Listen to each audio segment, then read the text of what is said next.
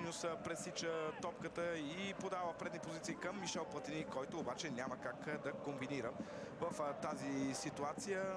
За Иван Стоянов. Стига Иван Стоянов до топката. Тръгва сега между няколко футболисти на Минор Перник. Успява да намери Тодор Тимонов. Тимонов за ЦСКА. Спас Делев чака подаване. Успява. Впечатление, че в последните 4-5 минути ЦСКА се опитва да атакува само дясно. Центрират наказателното поле. Там Иво Иванов успява в... Иван Стоянов може би малко случайно, но все пак успя да задържи топката в своите крака. Паса му и на ЦСКА до края на есенния дял на първенството. Центрира в наказателното поле. Там отново недобра изява на защитниците в червено. Минев с дълго подаване за Мишел Платини. Той отклонява топката към Спас Делев в полза на ЦСКА. Маркиньос. Късо за Мишел Платини. Маркиньос. Центриране в наказателното поле. Там Тодор Тимонов успява в първия момент. Центриране остро на Тимонов. За Платини. Сега Тимонов ще стигне първи до топката. Продължава да владее Трифонов. Полза на ЦСКА. Тодор го изпълнява бързо. Маркиньос. Бранеков и Иван Иванов.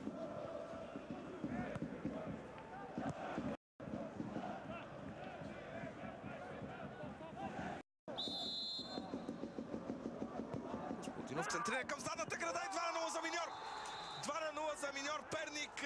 Резултата в 53-та минута е вече доста наистина изненадващ. Миньор Перник прави голяма крачка към спечелването на 3-те точки на стадион Българска армия. Много хубаво центриране от фал в полза на Миньор Перник. Да видим Адриан Олегов ли е човека, който вкара. Сега ще трябва да уточним почивката. Не, Златков с номер 6. Даниел Златков се разписва в 53-та минута и така Миньор Перник повежда с 0-2 на стадион Българска армия срещу водача преди този кръг в футболната група. Ето как Златков беше оставен абсолютно сам на метър пред вратата. Не знам кой беше футболиста, който пазеше Златков и кой трябваше да го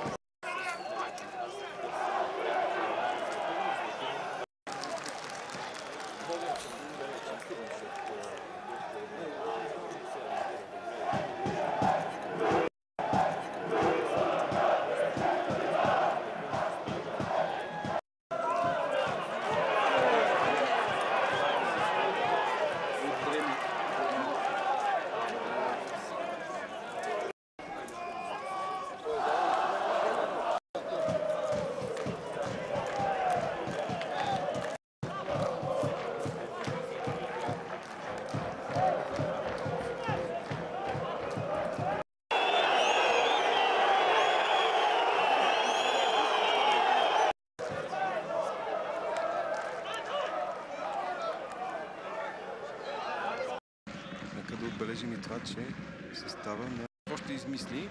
Хубав пас в предни позиции. Там обаче Занев не си спря добре топката. Иначе играл за Динамо в Букурещ, Галатасарай, Нант, Валенсия.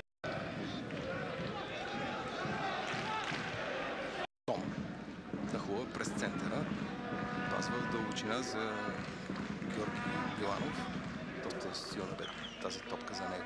На Литекс виждате, за да може да се освободи възможност ето за този пас към Костадин Хазуров. Стоев